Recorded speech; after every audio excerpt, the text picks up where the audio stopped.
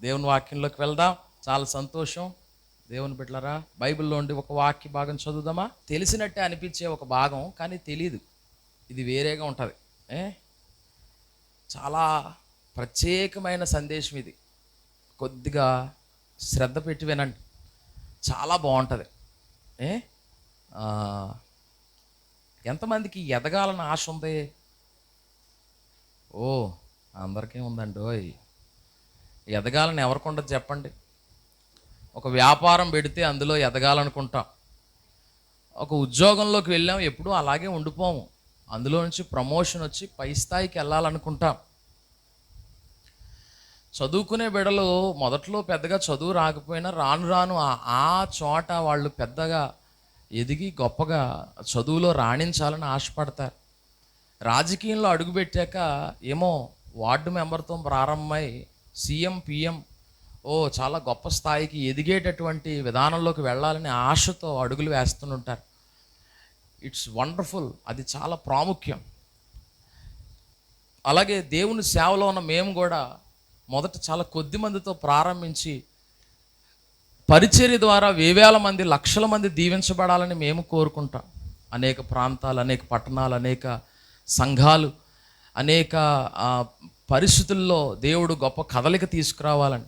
Even మన Sunday school టీచర్లు సైతం ఆ పిల్లల్ని మొదట కొంతమందే ఉంటున్నప్పటికీ వాళ్ళని వృద్ధి చేయాలని వాళ్ళు అహర్నెస్లో చాలా మట్టుకు ప్రయాసపడుతున్నారు. వాళ్ళు సాయశక్తులు అవి ఇవి నేర్చుకుని ఆ పిల్లల్ని ఏదో విధంగా కాస్త బలపరచాలని మన పరిచర్య ద్వారా జరుగుతున్న 3 సండే స్కూల్ పరిచర్యల్లో కూడా వాళ్ళు చాలా ప్రయాసపడుతున్నారు. వెరీ గుడ్, చాలా సంతోషం. అయితే మనం ఎదగాలని మనం ఎప్పుడు కోరుకుంటుంటాం. ఏమండి, ప్రతి విషయంలోనూ మేము ఆర్థికంగా బాగుండాలి, మేము సామాజికంగా బాగుండాలి, అనేక మంది దగ్గర మేము గనులుగా ఎంచబడాలి, మా పరిస్థితులు బాగుండాలి అని మనం చాలాసార్లు కోరుకుంటాం. నిజం చెప్పండి, కోరుకున్నారు ఎప్పుడన్నా? లేదా? మనసు నిండా అలాంటి ఆలోచనలు, ఆశ ఉంటుంది. ఒక చిన్న బడ్డీ కొట్టే రేపు అన్న రోజు ఒక పెద్ద సూపర్ మార్కెట్ అవ్వాలని ఆశ ఉంటుంది. ఏమంటే చాలా సంతోషం. కాలినడకన ప్రారంభమైపోయినటువంటి చిన్న చిన్న వ్యాపారాలు ఒక పెద్ద పెద్ద బిజినెస్లుగా ఎదగాలని చాలామందికి ఆశ ఉంటుంది. చాలా చాలా సంతోషం. అయితే ప్రియ దేవుని బిడ్డలారా, దేవుడు కూడా తన బిడ్డలైనటువంటి వారు చాలా గొప్పగా ఉండాలి, చాలా ఉన్నతంగా ఎదగాలి అని దేవుడు ఆశపడుతున్నాడు. ఏమండి, ఒక మంచి మాట చెప్తాను వినండి. బిడ్డ ఎప్పుడు బాగుండాలని తల్లి, తండ్రి ఎక్కువ ఆశపడతారు. నిజమా కాదా చెప్పండి? మీ బిడ్డ బాగుండాలని మీరు కోరుకుంటారా, కోరుకోరా? నిజంగా ఎంత కోరుకుంటారు? నన్ను అడిగితే పిల్లలకి అన్న తర్వాత వాళ్ళ కోసం వాళ్ళు ఆలోచించుకునేదే కంటే వాళ్ళ పిల్లల కోసం ఆలోచించేది ఎక్కువ ఉంటుంది. ఏమండి, అంతేనా? తెల్లవారు లెగిస్తే ఎవరి కోసం అయ్యా నువ్వు కష్టపడుతున్నావు అంటే ఏం చెప్తారు? పొలానికి వెళ్తున్న రైతుని అడిగినా, లేకపోతే ఇలా తాపీ పనికి వెళ్తున్న ఆ మేస్త్రి గారిని అడిగినా, వెల్డింగ్ పనికి వెళ్తున్న అతన్ని అడిగినా, లేకపోతే మరి ఏ చిన్న పని కూలికి వెళ్తున్న ఆయనైనా, ఆఫీసర్గా ఉన్న ఉన్నతమైనటువంటి ఉద్యోగినైనా, ఒక గొప్ప వ్యాపారంలో ఉన్నటువంటి వ్యాపారవేత్తని అడిగినా, అయ్యా ఎందుకయ్యా నువ్వు ఇవన్నీ చేస్తున్నావు అని అంటే వాళ్ళు ఒకటే చెప్తారు. ఏమనంటే, అయ్యా మేం పడిన కష్టం మా పిల్లలకి రాకూడదు. ఈవెన్ ఒక చిన్నపాటి ఒక వైద్యుడితో నేను మాట్లాడినప్పుడు ఆయన చెప్పినటువంటి మాట ఏంటంటే, అయ్యా నేనేదో చిన్నపాటి వైద్యం చేస్తున్నాను, మా పిల్లలు ఎట్లా కాదు చాలా పెద్ద స్థితిలో ఉండాలి అన్నాడు ఆయన. ఏమంటే మీరే అలా అంటే అప్పటికే పెద్ద బిల్డింగ్లు ఉన్నాయి, అప్పటికే మీకు హాస్పిటల్స్ ఉన్నాయి, అప్పటికే మీకు మంచి కార్లు ఉన్నాయి, అప్పటికే మీకు మంచి పేరు ఖ్యాతి ఉంది కదండి, ఇంకా ఏంటండి అంటే ఆయన అంటాడు మాకంటే బాగుండాలి వాళ్ళు. ఏంటంటే మాకంటే బాగుండాలి. అది తండ్రి మనసు. ఏంటది? తండ్రి మనసు. Very good. ఏమండి, ప్రియ దేవుని బిడ్డలారా జాగ్రత్తగా వినండి. ఈరోజు మీకు చెప్పే విషయం ఏంటంటే, మనకు కూడా పరమ తండ్రి ఉన్నాడు. పరమందున్న తండ్రి ఒక మంచి ఆశ కలిగి ఉన్నాడు. అదేంటో తెలుసా? ఆయన మనల్ని ఉన్నతమైన శిఖరాల్లో చూడాలనుకుంటున్నాడు. చాలా హైయెస్ట్ ప్లేసెస్లో మనం ఉండాలని ఆయన కోరుకుంటున్నాడు. ఆయన ఆశ చాలా గొప్పగా ఉంది. చాలా ఉన్నతమైన ఆలోచనలు ఆయన కలిగి ఉన్నాడు. కొన్ని సందర్భాల్లో వాటికి కొన్ని ఆటంకాలు వస్తున్నాయి. ఏదో రకంగా రాని. ఏమండి, ఎప్పుడైనా అన్నీ సాఫీగా జరుగుతాయి అంటారా? ఎక్కడో దిక్కున ఏదో చిన్న కిరికిరి ఉంటుందని. అది ఎవరి వల్ల వచ్చిందో రాని, కానీ వచ్చింది. ఇది ఆటంకం. ఏమండి, ఏదో సరదాగా అన్నాను కిరికిరి అని, కానీ మీరు అంటారని కాదు. ఏమిటది? ఆటంకం అనండి ఒకసారి. పరిశుద్ధులు చెప్పాలి గట్టిగా. ఆటంకాలు కొన్ని వస్తాయి. ఇదిగో చదువుకుంటున్నావు, మంచిగా ఎగ్జామ్కి వెళ్ళాలి, నీకు తెల్లారితే జ్వరం వచ్చేది అదేటు, కానీ నీకు వచ్చేది. కొంతమంది కడుపు నొప్పి వచ్చేది తెలుసా మీకు? ఎగ్జామ్ అనేటప్పుడు కడుపు నొప్పి వచ్చేది. మా మేనల్లుడికి ఈ మధ్యన అటు స్కూల్కి వెళ్ళాలంటే ఒకసారి కడుపు నొప్పి వచ్చేస్తుందని మీరు అడిగి చెప్పకండి, బాధపడతాడు మళ్ళా. అంటే అది లేనప్పుడు చెప్పేశానని తప్పుగా అనుకోకండి. నేను అంత తొందరగా అన్న, కానీ కొంతమందికి ఏంటది. కానీ ఇప్పుడు వాడు బాగానే ఉన్నాడులే. ఈ మధ్యన కొంచెం మళ్ళీ స్కూల్ మార్చారు, సెట్ అవుతున్నాడు కొంచెం. కొన్ని సందర్భాల్లో మనకు కూడా ఏమొస్తుంటాయి, కొన్ని ఆటంకాలు వస్తుంటాయి. జాగ్రత్తగా గమనించండి. బైబిల్లో దేవుడు మనకి కొన్ని బాగా మనం అర్థం చేసుకోవాలని, మనకి మర్మయుక్తంగా చెప్తే అర్థం కాదని, మనకు అర్థం అవడం కోసం మనకి ఎలా చెబితే బాగుంటుందో అలా చెప్పడానికి కొన్నిటితో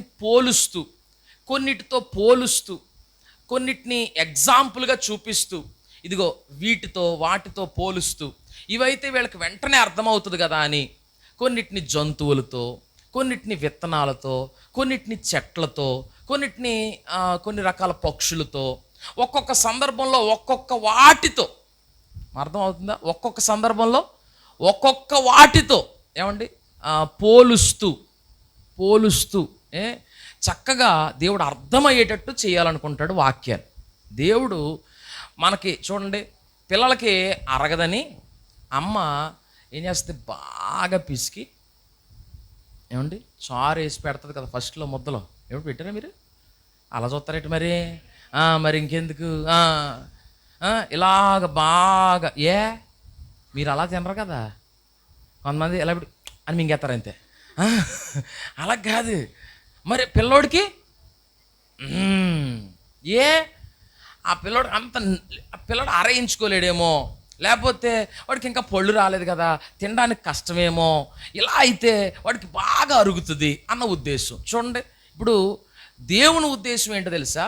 మనకి ఆయన ఇచ్చే సందేశం మన లోపలికి వెళ్ళాలి, అది అరాయించబడాలి. లేకపోతే ఎన్ని సందేశాలు విన్నా అది పని అవ్వదు. చూడండి జాగ్రత్తగా, తిన్న ముద్ద అరగకపోతే అజీర్తికి వస్తుంది అంటారు. అది ఇంకా ప్రాబ్లం. తినకపోయినా పర్లేదు, కానీ తిన్నది అరక్కపోతే చాలా సమస్య. నేను ఒకసారి 9వ తరగతి అనుకుంటూ చదువుతున్నప్పుడు కడుపు తిన్నది అరగలేదు నాకు. మరి ఏమైందో తిన్నది అరగకపోతే నేను అనుకున్నాను ఇంక ఈరోజు చచ్చిపోతానేమో అనుకున్నాను. అంతలా ఈ కడుపు మెలితిప్పేసి మంచం మీద ఇంక విలవిల కొట్టేసుకున్నాను ఆ రోజైతే. తర్వాత ప్రభువా ఇంక చచ్చిపోయేలాగా ఉన్నాను నాయన. అప్పుడే దేవుణ్ణి నమ్ముకొని కొత్త, ఇంకా అయిపోయేలాగా ఉన్నాను తండ్రి, నా వల్ల అవుతలేదు, ఇంట్లో కూడా ఎవరు లేరు. చూస్తే మా నాయనమ్మ ఎప్పుడే అక్కడికి వెళ్ళింది. ఎప్పుడు వెళ్తావు? ఆ రోజున లేదు, మా అక్క కాలేజీకి వెళ్ళిపోయింది, నా పరిస్థితి చూడాలి. ఏంటంటే అప్పుడు తర్వాత డాక్టర్ గారు వచ్చానాడు, బాబు ఇదేం పెద్ద బాధ ఏం కాదు, నీకు తిన్నాదే వంటి పట్టలేదు అంతే అన్నాడు. నేను అన్నాను, తిన్నాది వంట పట్టకపోతే చచ్చిపోయేంత నొప్పి వచ్చేద్దా అన్నాను. బాబు నీకు కొత్త మూలన అలాగ అనిపించినట్టుంది, చాలామందికి అరగదు బాబు అన్నాడు. ఏమండి అంటే తినకపోయినా పర్వాలేదు, కానీ తిన్నది అరగకపోతే అంటే నేను చెప్పేది ఏంటంటే కొన్నిసార్లు వాక్యం మనకి అపార్థం అవుతుంటుంది. ఏమవుతుంటుంది? మరలా అనండి ఒకసారి.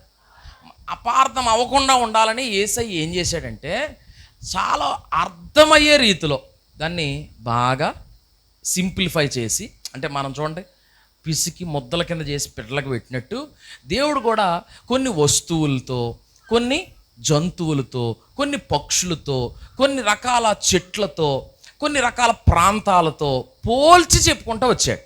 ఇప్పుడు అర్థమవుతుందిగా నేను చెప్పేది? అలాగే దేవుడు ఈ ఎగిరే విధానం గురించి, ఎదిగే విధానాన్ని గురించి పోల్చి చెప్పడం కోసం దేవుడు పక్షిరాజును ఉపయోగించాడు. దేన్ని? ఏమండి? పక్షిరాజును ఉపయోగించాడు. నేను కూడా తండ్రినే కాబట్టి మీకు అర్థం అవ్వాలి కాబట్టి ఇంతలాగా నొక్కి చెప్తున్నాను మీకు. ఎందుకని మీకు అర్థం అవ్వాలి, లేకపోతే ఇదేమవుద్ది, అజీర్ణం అవుద్ది, ఇంటికి వెళ్ళాక నొప్పి వస్తుంది. స్తోత్రం చెప్పండి గట్టిగా, హల్లెలూయా. అది మాట సంగతి. ఏంటన్నాను, అజీర్ణం అవ్వకూడదు. ఏమవ్వాలి? ఇది జీర్ణం అవ్వాలి. మీరు ఎగరాలి అనండి సార్, కొంచెం బాగా చెప్పండి. ఆ పైకి చూడండి, కిందకి ఎవడ ఎగరడం, పైకే ఎగురుతాడు. ఏమండి, కిందకి ఎగరడం అంటారండి? అయ్యా సంతోష్ గారు ఏమంటారు? కిందకే దిగబడ్డం అంటారు. ఏమ్మా అంతేనా? మీ ఊర్లో అలాగంటారు. మా ఊర్లో లేకపోతే నేను నా ఊరు వెళ్ళాను కదా, అది ఏదో ఊరమ్మా, అదే నర్సిపూడి అంట. వాళ్ళకి మామూలుగా లేదు. ఇంకా మన ఊరు కథలన్నీ సగం చెప్పేసాను వాళ్ళకి, వేసి రక్తం వేసి. దేవునికి స్తోత్రం చెప్పండి. మధ్య మధ్యలో చెప్తాను, ఉద్యమం వస్తుంది కదా అని. ఏమంటే మనవాళ్ళు కూడా భక్తులు ఉంటారు కదా, మనవాళ్ళలో కొంతమంది త్యాగధనులు ఉంటారు. వాళ్ళ గురించి ఎత్తుతాను వాళ్ళ దగ్గర. బయటికి వెళ్ళినప్పుడు మీరు ఏమనుకుంటారు, మా పాస్టర్ గారు మమ్మల్ని కసురుకుంటారో ఇసురుకుంటారో అనుకుంటారు. మీకు తెలదు, నాతో కోటాలకు రండి, మన వాళ్ళని ఎంత ఎత్తేస్తానంటే అలాగా. ఒకసారి యాప్ చెట్టు ఎక్కిచ్చేస్తాను, వేసి రక్తం వేసి. ఒకసారి మామిడి చెట్టు ఎక్కిచ్చేస్తాను, ఒకసారి మాత్రం మొలక చెట్టు ఎక్కిచ్చేస్తాను. అందులో మళ్ళీ మామూలుగా ఉండదు. మళ్ళీ ఏమండి, రెండు వేసి రక్తం చేయి. ఎక్కడ ఉన్నాం మనం? పక్షిరాజులాగా ఎగరాలి. రెండు రెక్కలు సాపండో సార్. పక్షిరాజుకి ఏముంటాయి? రెక్కలు ఉంటాయి. ఓసారి చాపండి. ఇప్పుడు ఓపండి. వెనకాల సీతగారు వాళ్ళ అమ్మగారు, అమ్మ వైఎస్ఆర్ గారికి చెల్లిలాగా తయారయ్యేలా ఉంది ఇవిడ. Praise the lord. ఇంకొక ఆవిడ చంద్రబాబు నాయుడు గారు లాగా ఇలాగ అంటాను. అమ్మ వాళ్ళు వస్తారులే ఎప్పుడొకప్పుడు దేవుడి దయ వల్ల. రండి రండి రండి రండి రండి. కొంతమంది అయితే ఇలాగ అంటున్నా. అమ్మ ఇప్పుడే మొదలెట్టాను ప్రసంగం, అప్పుడే ఆపేయమంటున్నారు మీరు. రండి రండి రండి. ఇప్పుడు చూడండి, మళ్ళీ చాపండి ఒకసారి. చాపండి అంతే. అమ్మ మీకు ఆ కంగారు ఎక్కువ అని నేను ఆగండి. చాపండి ఒకసారి. ఓపండి. ఇప్పుడు ఇలా ఓపండి. ఇలాగ కాదా? ఓ అమ్మాణి గారు, ఇలాగ కాదు, ఇలాగ. దేవునికి స్తోత్రం, హల్లెలూయా. ఇంక చూడండి, మా కాలేబు ఎంత బాగా ఊపుతున్నాడు. అది ఆ లెక్కల్లా గోప. స్తోత్రం. ఇలా నవ్వుతూ ఉండాలి సంఘం అంటే, అన్నట్టు ఉంటారు. మా చిట్టక్క గారు నవ్వితే అందంగా ఉంటారు. దేవునికి స్తోత్రం. Praise the Lord. అమ్మ మీరు అందరూ నవ్వుతుండాలి. అక్కలో, చెల్లెళ్ళు, అమ్మలో, పెద్దమ్మలో, చిన్నమ్మలో, నాయనమ్మలో, అమ్మమ్మలో మీరందరూ ఎప్పుడు నవ్వుతూ ఉండాలి. కొంతమంది పళ్ళు లేకపోయినా నవ్వండి. అప్పట్లోని 32 పళ్ళు కనబడేలా నవ్వుతున్నావు ఏంటి అంటున్నారు. వాళ్ళ పళ్ళే లేవు. 32 మాట అలా కొంచెం ఒక పన్ను లేదు, వేసి రక్తం వేసే. అయినా ఏం చేయాలి? నవ్వుతూ ఉండాలి. వాళ్ళు ఎంత అందంగా ఉంటారో మీకు తెలియదు అసలు. ఒక ఆవిడ ఎవరో ఉంటారండి, ఇది వరకు వచ్చి ఫోన్లో వచ్చేది ఆవిడ పేరేదో ఉంటుంది, మార్తమ్మ గారు. అబ్బాబ్బా పళ్ళు లేవు ఆవిడకి, పాట పాడితే అదరగొట్టేద్దా అలా. ఏమండి, ఆవిడ చెప్తున్నట్టే కొన్ని మాటలు ఎంత విశ్వాసం. ఏమండి, ఆదివారం నాడు పెన్షన్ ఇస్తే ఏం చేస్తామమ్మా అని అడిగారు ఒక ఆయన వచ్చి. ఆవిడ ఏమన్నది తెలుసా? పెన్షన్ పక్కనెట్టు చర్చికి వెళ్తాను ముందు అన్నది. పెన్షన్ తీసేస్తానంటే, పెన్షన్ లేనంతకాలం బతకలేదా నేను? తీసేని అన్నది. తీసేస్తారు ఇటు అంత విశ్వాసంతో దేవుడు డబల్ చేస్తారు కూడా. ఏమో ఇప్పటికే నెలకు 4,000 జీతం మీకు, పెద్ద జీతమే. రేపు అన్న రోజు ఏమో ఇంకొక ఆయన వస్తాడేమో. ఏమంటే వాళ్ళ అబ్బాయి ఎవరు, ఆయన పేరేటి, లోకేష్ అన్న, ఆయన వచ్చి 8,000 అంటాడేమో. రేపు అన్న రోజు జగన్మోహన్ రెడ్డి గారు వచ్చి మళ్ళీ 12,000 అన్నాడు అనుకో. మళ్ళీ వాళ్ళ కొడుకు వచ్చి 15,000 అన్నాడు అనుకో. ఇంకెవడో ఫ్యాక్టరీకి వెళ్ళడం ఇంకా. Praise the Lord. ఇదే బాగుందనుకుంటారు, వేసి రక్తం వేసే. హల్లెలూయా. రండి రండి రండి రండి రండి. సరదాగా అంటలేదే, బాధపడకండి. నవ్వాలని. ఏమక్క మొదక్క ఎలాగున్నావు, బాగున్నావా? ఎక్కడున్నారు మీరు? ఎలాగ ఉండాలి మనం? పక్షిరాజులాగా ఉండాలి. చెప్పండి ఎలాగుండాలి మనం? ఓ అమ్మా దానం గారు, అలా డల్లుగా ఉంటే కుదరదా? పక్షిరాజు అలా ఇలాగైపోతుంది, నాకు ఆరోగ్యం, నా బతికి ఇలాగైపోతుంది ఏంటి, అయ్యో అనద్దు. పక్షిరాజు ఎప్పుడు అలాగ అనుకోలేదు. పక్షిరాజు ఎప్పుడు రెక్కలు చాప పైకి ఎగురుతుంటుంది. హల్లెలూయా. అది నేను మాట అడుగుతాను మిమ్మల్ని, పక్షిరాజు ఎప్పుడన్నా మీ ఇంటి మీదకి వచ్చిందండి? కాకి వస్తుంది, కాకి వచ్చిందా? బోల్డ్ చల్లి వచ్చి ఉంటుంది. పిలిచారు ఎప్పుడన్నా మీరు? అస్సలు పిల్లపోయినా వచ్చి ఉంటుంది. ఏమ్మా సుశీల గారు వచ్చిందా? వచ్చింది. ఇడ్లీ ఎట్టుకుపోయి ఉంటుంది ఎప్పుడన్నా. సరే సరే సరే. కొన్నిసార్లు పిల్లపోయిన వస్తాయి, ఏటయ్యే కాకులు, రకరకాల పక్షులు వస్తాయి ఏమండి. కానీ అవన్నీ కిందే ఎగురుతుంటాయి. కానీ ఈ పక్షిరాజు ఎప్పుడు కింద ఎగరతావు, పక్షిరాజు ఎప్పుడు పైపైన ఎగురుతుంటుంటుంది ఏమండి. దాని ఆలోచన విధానమే వేరు. అది చిన్న చిన్న వాటికి సంతృప్తి చెందదు. ఎక్కడైనా చచ్చిపోయిన పెట్ట ఏదైనా కనబడింది అనుకో దాని మీదకి వెళ్ళిపోతుంది. ఏమైనా చచ్చిపోయిన జంతువు ఏమైనా కనబడితే అక్కడికి వెళ్తుంది. ఇది లెవెల్ అంతా వేరు. ఇది వేటాడి తింటది అన్నమాట. ఇది స్తోత్రం కలుగును గాక. ఎవరిని వేటాడతారు? బతికున్న దాన్ని వేటాడతారు. దాన్ని వేటాడే విధానం కూడా వేరేగా ఉంటుంది. చిన్న చిన్న వాటికి అధికమైన సంతృప్తి కాదు దీనికి. ఇది పెద్ద వాటి కొరకు చూస్తుంది. చాలా గొప్ప వాటి గురించి దీని ఆలోచన విధానం ఉంటుంది. గొప్పవి అని చెప్పండి ఒకసారి. 15 మార్కులు వచ్చినాయి, మామూలు లెవెల్ కదా. అలా ఎన్ని వచ్చినాయి మా ఓడికి? 15 చెప్పండి ఒకసారి. అక్కడ 24 వచ్చినోడు ఉన్నాడు, 25 వచ్చినోడు కూడా ఉన్నాడు. ఈ పక్షిరాజు ఆలోచన విధానం ఎలా ఉంటుంది తెలుసా? పెద్దవి కొట్టాలి మనం అనండి ఒకసారి. పెద్దవి మళ్ళీ అనండి ఒకసారి. పెద్ద వాటి మీద ఉండాలి ఏమండి. అయితే పెద్దవి కొట్టాలని ఉండడం చాలా గొప్ప విషయం. ఎదగాలి. దేవుడు తన పిల్లల్ని ఎలా ఉండాలనుకున్నాడు? ఎదిగేవారుగా ఉండాలి. అలా ఆలోచన విధానం మనది అలా ఉండాలి. అలాగని ఇదో బెంచ్ కార్ ఉంది, అది కొనాలని ఉండొచ్చు, మంచిదే ఏమండి. కానీ దాన్ని కొనే స్తోమత ముందు మనకు రావాలి. ఏముండాలి? మొన్న ఒక ఆయన చెప్తుంటుంటే విన్నాను. ఇది ఎవరిని బాధ పెట్టడానికి కాదే, కానీ ఇది ఆలోచింపచేసే మాట. నువ్వు ఏదైతే ఫోన్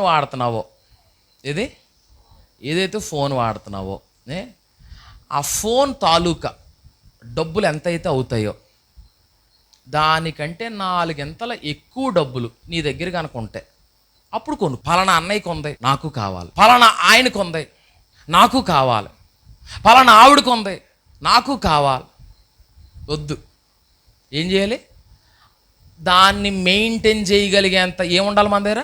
స్తోమత, సామర్థ్యం ఉండాలి ముందు. అందుకనే బెంజ్ కారు ₹1,00,00,000 ఉంటుంది. దాన్ని అయ్యా నా దగ్గర పలానా ఇల్లు ఉంది, పలానా పొలం ఉంది, ఇవన్నీ అమ్మేస్తే నాకు ₹1,00,00,000 వస్తాయి. నాకు ఎప్పటి నుండో ఆ బెంజ్ కారులో తిరగాలని ఉంది అని ఒకవేళ ఆ ₹1,00,00,000 తీసుకెళ్ళి ఆ బెంజ్ కారు కంపెనీకి వెళ్ళి లేకపోతే ఆ షోరూమ్కి వెళ్ళి ఆ ₹1,00,00,000 వాళ్ళకి ఇచ్చి కారు ఇవ్వండి అంటే పొర్రపాటును కూడా ఎవరు. ఎందుకు ఎవరు అని అంటే ఈ కారు కొనుక్కుని ఈయన ఇంటి దగ్గర పెట్టాలి, లేకపోతే రోజు దానికి ఆరతలు ఇవ్వాలి. ఎందుకంటే దాన్ని మెయింటైన్ చేయాలంటే చాలా డబ్బులు అవుతాయంట. ఇంకొక విషయం, వాళ్ళు ఇచ్చేటప్పుడు ఎంత ఆలోచిస్తారంటే ఆ బెంజ్ కారు కొనే మెయింటెనెన్స్ చేయగలిగినంత సామర్థ్యం వాళ్ళకు ఉందా లేదా, దానికంటే 10 రెట్లు 20 రెట్లు వాళ్ళ దగ్గర డబ్బులు ఉన్నాయా లేదా, వీళ్ళు ఎలా తీసుకొచ్చి కొన్నారు, వీళ్ళు ఐటీ రిటర్న్స్ ఎలా ఉన్నాయి, అంటే వీళ్ళు ఇన్కమ్ ట్యాక్స్ కట్టేవాళ్ళ కాదా, ఇన్కమ్ ట్యాక్స్ కట్టనోడికి ఎవరంట అసలు, అంత లెక్కలు ఉంటాయి వాళ్ళకి. ఏమండి జాగ్రత్తగా గమనించండి. నేను మీకు చెప్పేది ఏంటంటే మీరు బెంజ్ కార్లో తిరగద్దని నా ఉద్దేశం కాదు, లేకపోతే మీరు పెద్ద పెద్ద ఫోన్లు వాడద్దని నా ఉద్దేశం కాదు, మంచి మంచి బట్టలు వేసుకోవద్దని నా ఉద్దేశం కాదు. కానీ నేను అనేది ఏంటంటే ఎవరినో చూసి నీ దగ్గర లేని స్తోమతని నువ్వు ఉన్నట్టుగా బిల్డప్ వద్దు.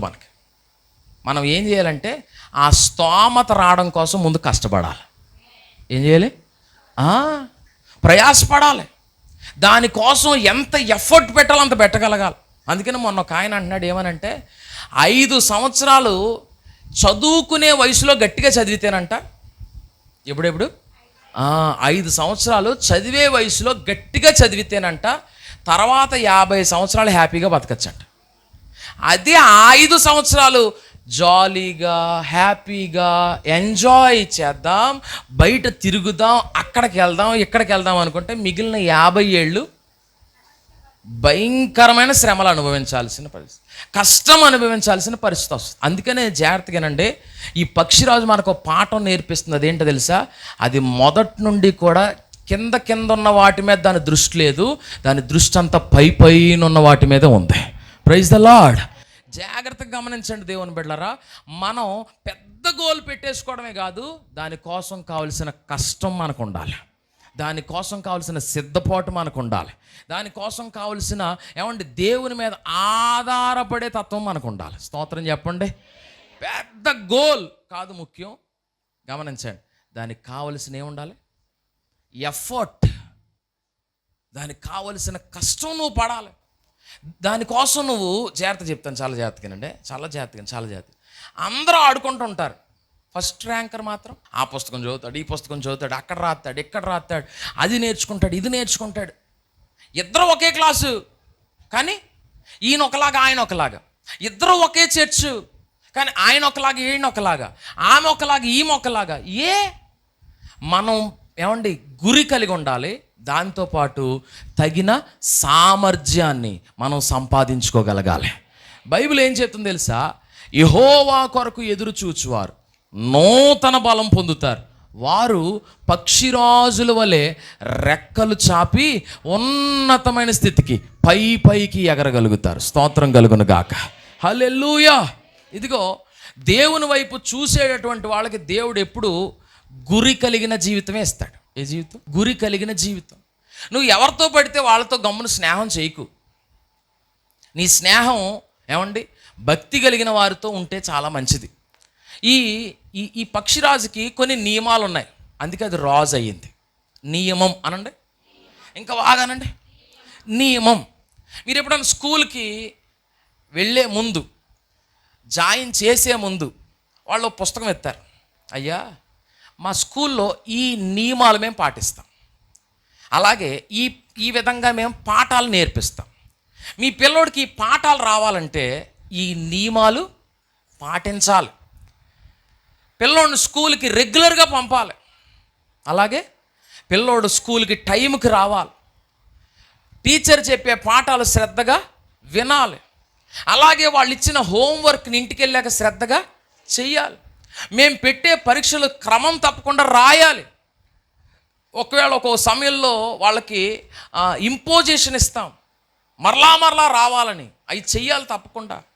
పనిష్మెంట్ ఇస్తే కోప్పడకూడదు, పనిష్మెంట్ ఇస్తే అది నా మేలుకే అనుకుని నిలబడాలి అని కొన్ని ఏం పెడతారు? నియమాలు. చెప్పండి అన్నమాట. మరలానండి, పర్లేదు, ఏం కాదు. నియమాలు. పిల్లోడు టైంకి రాకపోతే మీ పిల్లోడిని బయట నిలబెడతాం.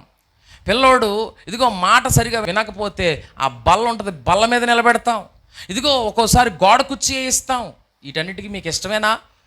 నిజమైన తల్లిదండ్రులు అయితే ఏమంటారంటే, అయ్యా ఇదిగో మా ఓడికి క్రమశిక్షణ రావాలి, మా ఓడు మాట వినాలి, మా ఓడు ఒక రోజున ఉన్నతంగా ఎదగడం మేము చూడాలి అని ఆశపడిన వాళ్ళు ఏమంటారంటే, అయ్యా పర్లేదు శిక్షించండి, అయ్యా దండించండి, మీరు వాడు చావాలని చేయరు కదా, వాడు బాగుపడాలనే కదా చేస్తారు. అంటే నియమాలు ఎందుకు? ఒక వ్యక్తిని గొప్ప చేయడం కోసం. అలాగే చూడండి, ట్రాఫిక్లో కూడా నియమాలు ఉంటాయి. ఇదిగో గ్రీన్ లైట్ వేసినప్పుడు సిగ్నల్లో అప్పుడే మీరు వెళ్ళాలి, రెడ్ లైట్ వేస్తే ఆగాలి. ఎంత కంగారైనా ఆ టైంలో ఆగాలి అంతే. లేకపోతే అటు నుండి ఇటు నుండి వచ్చేవి మిమ్మల్ని గుద్దేయచ్చు, హిట్ చేయొచ్చు, అప్పుడు ఒక పెద్ద ప్రమాదం ఏర్పడుతుంది. నో, ఆ టైంలో నువ్వు రూల్స్ పాటించాలి. నియమాలు అనండి, బాగా అనండి ఒకసారి. ఒక నియమం ఉంటుంది. అలాగే దేవుని బిడ్డలు కూడా ఒక నియమంతో ముందుకెళ్ళాలి. పక్షిరాజుకి కొన్ని నియమాలు ఉన్నాయంట. ఏమన్నా నియమాలు ఉన్నాయి. అందులో ఒక నియమం ఏంటో తెలుసా? అది భోజనం విషయమై ఒక నియమం పెట్టుకుని, ఫుడ్ విషయమై నియమం అనండి, భోజనం విషయమై నియమం. మళ్ళీ చెప్పండి. ఏది పడితే తిందది, గలేజ్గా ఉన్న చోట ఉండదు అసలు, అది ఫ్రెష్ కావాలి దానికి. జాగ్రత్తగా గమనించండి. ఇప్పుడు మరి ఒక క్రైస్తవుడికి దీన్ని ఎలా ఆపాదిస్తాం? ఒక దేవుని బిడ్డకు కానీ ఒక దైవజనుడికి కానీ దీన్ని ఎలా ఆపాదిస్తాం అని కనుక మనం జాగ్రత్తగా పరిశీలన చేస్తే, ఇప్పుడు దానికి ఆహారం నోట్లో నుండే వెళ్ళాలి. మరి మనకి నోట్లో నుండి వెళ్తుంది, చెవులో నుండి వెళ్తుంది, కళ్ళల్లో నుండి వెళ్తుంది.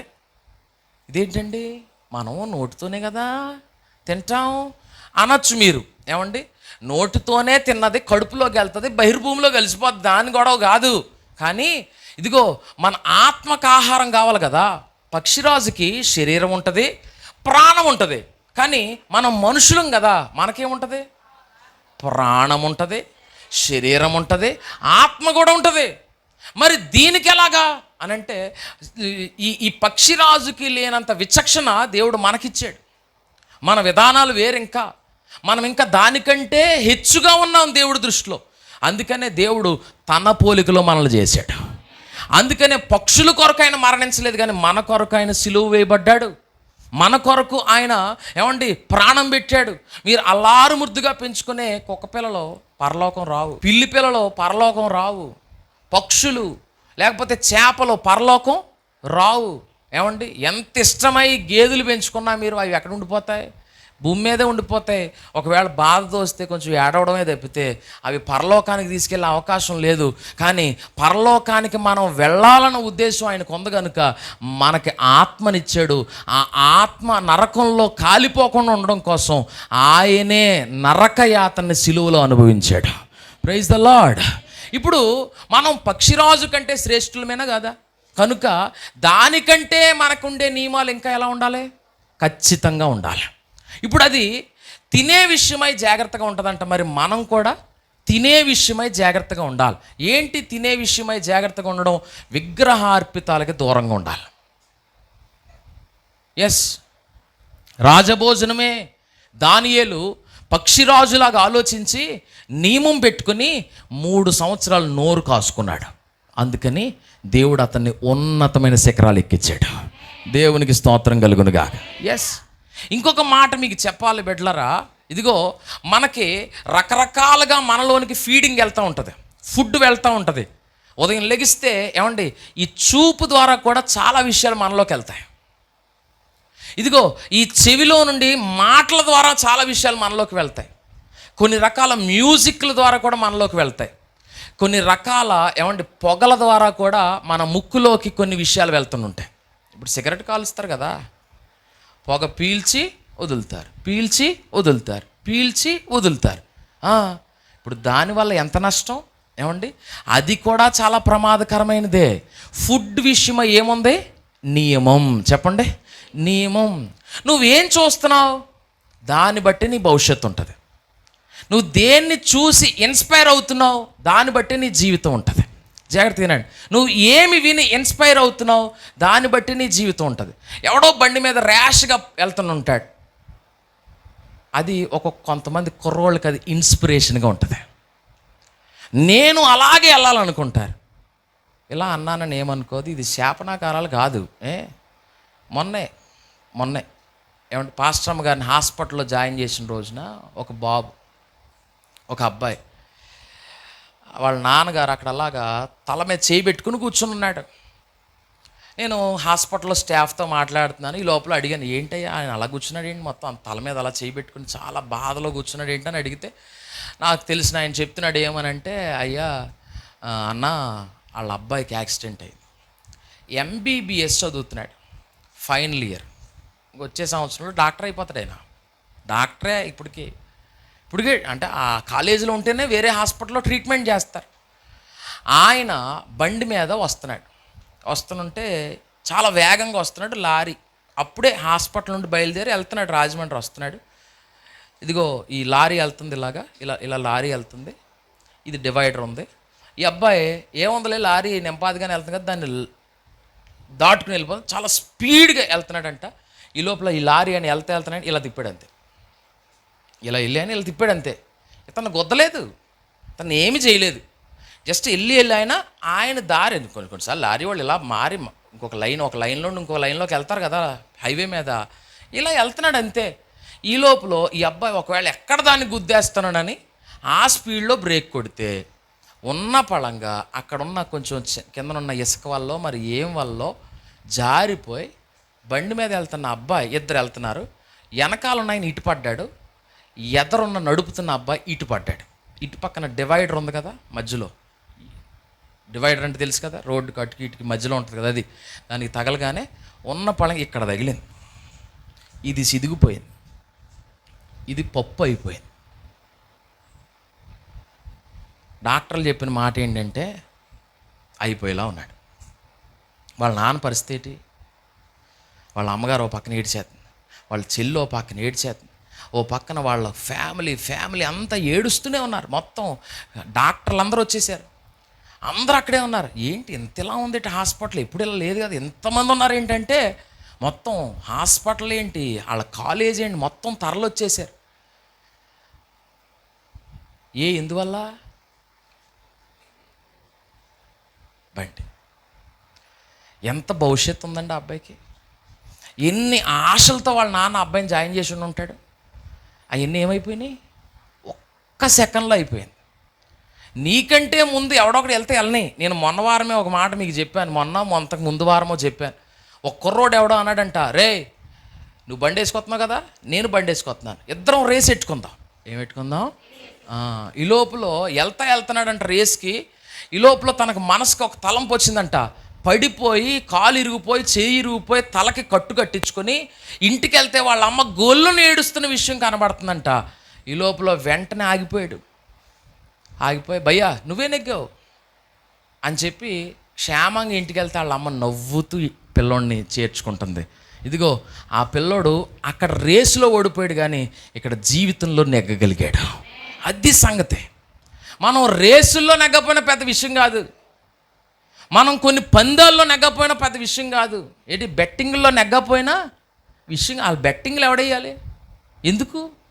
ఆడెవడో ఆడతాడు, ఈడెవడో డ్యాన్స్ ఆడతాడు, ఈడెవడో సినిమా తీస్తాడు, మనం ఎందుకు వెళ్ళిపోయి బట్టలు చింపేసుకోవాలి? వాళ్ళు మనకు అన్నం పెట్టలేదు, వాళ్ళు మనల్ని కాలేజీల్లో జాయిన్ చేయలేదు, వాళ్ళు ఎప్పుడు మనల్ని ఒక స్థాయికి మనల్ని తీసుకురావడానికి ఎవరు పాటు పడలేదు. మన కొరకు ప్రాణం పెట్టిన దేవుడు ఉన్నాడు. ఇదిగో మనల్ని పెంచి పెద్ద చేసిన అమ్మా నాన్న ఉన్నారు, మనల్ని ఆత్మీయంగా నడిపిస్తున్న సంఘం ఉంది. ఇదిగో మనం ఇలా ఆలోచించాలి. మనం ఎవరితో ఉంటామో, మనం ఏం చూస్తామో, మనం ఏం వింటామో, ఇదిగో దాన్ని బట్టే మన లైఫ్ని డిజైన్ చేసుకోగలుగుతాం. జాగ్రత్తగా వినండి. ఇదిగో అందుకనే గ్రద్ద పక్షిరాజు ఎవరితో పడితే ఆడితో తిరగదు, ఎవరితో పడితే వాళ్ళతో అది స్నేహం చేయదు. ఎందుకంటే దాని లెవెల్ వేరు. ఈసారి ఆ మాట చెప్తారా? దాని లెవెల్ వేరు. నీకు కూడా చెప్పేది ఏంటంటే ఇదేం గద్దించి నిన్ను ఏదో అనేసే మాటలు కాదు. నువ్వు ఉండాల్సిన వాళ్ళతో ఉండు, అప్పుడు నీ ఆలోచన విధానం మారుతుంది.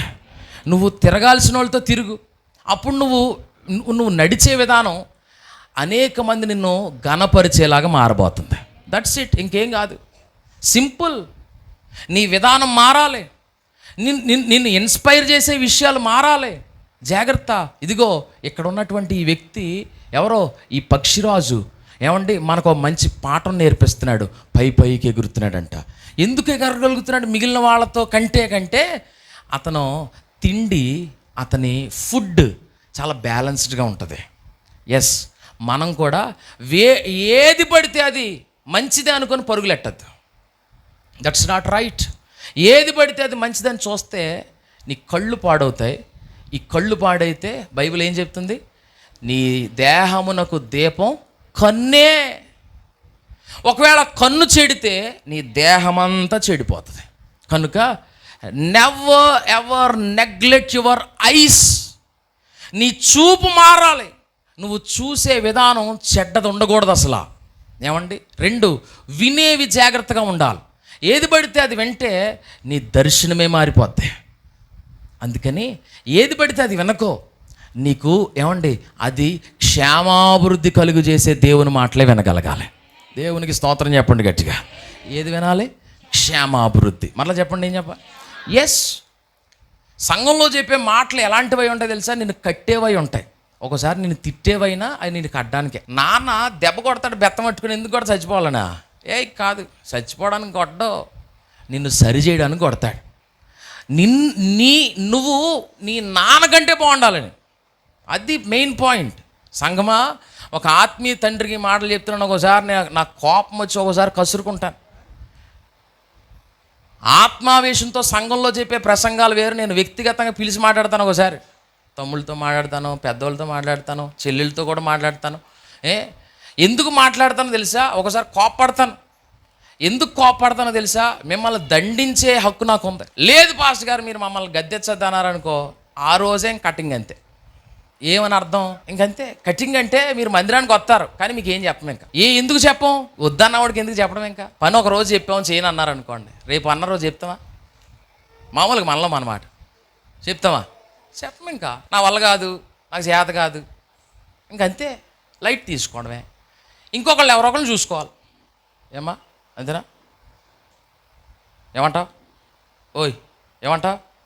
మీ అమ్మ పని చెప్పింది చేయను అన్నావు అనుకో, ఓసారి 4 ఇచ్చేది. మరి పాస్టర్ గారు ఇస్తే ప్రాబ్లం కదా. మరి హల్లెలూయా చెప్పండి.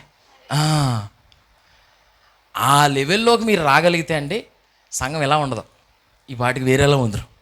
ఆమె ఏమండి? అందుకే నేను ఇందాక ఒక మాట చెప్పాను, ఈ ప్రసంగం మామూలుగా ఉండదు. ఈ ప్రసంగం మీరు ఎదగాలంటే ఇవి చెయ్యాలి. నియమం అనండి సార్. ఎస్, నచ్చితే అనండి, లేకపోతే పర్లేదు. ఎందుకంటే ఇది నియమం కదా, నచ్చాలి. ఇది నచ్చితేనే నువ్వు ఎదుగుతావు. దేవునికి స్తోత్రం చెప్పండి. Very good. ఇంకో చిన్న మాట చెప్తాను. ఎందులో నియమం? తినే విషయంలో నియమం. మనం కొన్నిటిని కట్ చేయాలి. చెప్పండి, ఏం చేయాలి? కట్ చేయాలి అంతే. కట్ చేయి నువ్వు, అప్పుడే కరెక్ట్. చాలా జాగ్రత్తగా వినాలి. ఏమండి? కొన్ని రిలేషన్స్ మనకు మంచిది కాదు. ఈ పక్షిరాజుకి కుటుంబానికి నియమం ఉంది. ముందు తిండి దగ్గర నియమం ఉంది. 2 కుటుంబం విషయమై నియమం ఉంది. 2 కుటుంబం విషయం నియమం ఏంటి? ఇది ఒక్కసారి పెళ్లి చేసుకున్న తర్వాత మరలా పొర్రపాటును కూడా ఇంకొక పక్షి వైపు చూడదండి. మగపక్షి అయితే ఆడపక్షి వైపు చూడదు, ఆడపక్షి అయితే మగపక్షి వైపు చూడదు. ఇక బతుకున్నంతకాలం, అంటే అవతలోళ్ళు బతుకున్నంతకాలం వాళ్ళతోనే ఇక జీవితం. పక్క చూపే ఉండదు ఇక. ఆ మాటనండి లేదు. ఎంత ఏ నియమం ఇది? కుటుంబ జీవితం విషయమై నియమం. ఎస్, దేవుని బిడ్డలారా, పక్క చూపులు ఎప్పుడైతే వస్తాయో నీ దారి మారిపోతాయి అంతే. మీరు స్త్రీలైనా, మీరు పురుషులైనా, మీరు పెద్దోళ్ళైనా, మీరు ఇదిగో చిన్నోళ్ళైనా, మరలా రిపీట్ చేస్తున్నాను, ఎప్పుడైతే నీ దృష్టి కొద్దిగా ఆ నియమంలో నుంచి, ఇదిగో కుటుంబ నియమంలో నుంచి, ఇదిగో భార్యకి నమ్మకంగా ఉండడం విషయమై కానీ, భర్తకి నమ్మకంగా ఉండడం విషయం కానీ కొద్దిగా దారి తప్పేవా, ఇక లైఫ్ అంతా మారిపోద్ది. ఇక దావీదు కుటుంబం కొన్ని విషయాలు అస్తవ్యస్తం అయిపోవడానికి, కుటుంబ పరిస్థితులు పాడైపోవడానికి కారణం ఒక్కసారి ఇలా దారి తప్పాడు అంతే. నియమంలో నుంచి తప్పాడు. నియమంలో నిలుచుండాలి. అప్పుడు ఏమంటే ఆ కుటుంబం వర్ధిల్ల చేయబడగలుగుతుంది. దేవునికి స్తోత్రం చెప్పాలి. ఏమంటే పక్షిరాజు పెళ్లి చేసుకునే ముందు కూడా కట్నగానుకలు కాదు చూస్తా, వయసు తారతమ్యాలు కాదు చూస్తా, మా కులపోడేనా కాదు చూస్తా. ఏమండి పక్షిరాజు విధానం ఎట్లా ఉంటుందంటే, ఓ టెస్ట్ జరుగుతుందంట, ఆడపక్షి పెడుతుందంట టెస్ట్. ఏమిటా టెస్ట్ విధానం అని అంటే, తల్లి బంగారు తల్లి ఒకసారి అది లాదుకురా, ఇది నువ్వు లెక్కరా బాబు, నువ్వు అది